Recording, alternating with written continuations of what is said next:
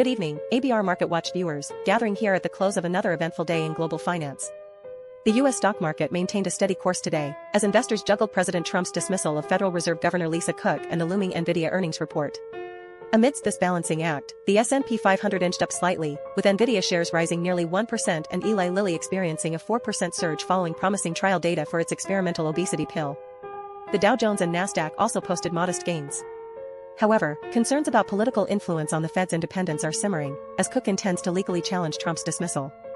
Analysts warn of potential long-term uncertainties that a politicized central bank might bring.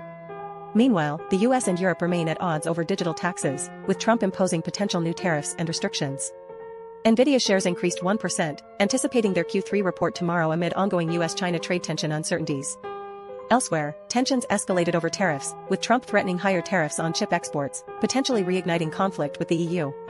In India and China, preparations are underway for increased tariffs on exports. A Chinese trade negotiator is set to visit Washington this week. Looking ahead, investors eagerly await tomorrow's earnings report from Nvidia, a critical indicator of the strength of the artificial intelligence trade. We also anticipate an update on the Fed's preferred inflation gauge later this week. In France, political uncertainty is escalating ahead of a potential government-toppling confidence vote. This follows a decline in France's CAC 40 index by approximately 1.7%. Closing at 6,465.94 today, the S&P 500 index remains just shy of its record high reached on August 14. Despite this, it has risen over 30% from its April low and demonstrated a steady growth trend since Election Day. It's currently up 2% month-to-date and 9.93% year-to-date.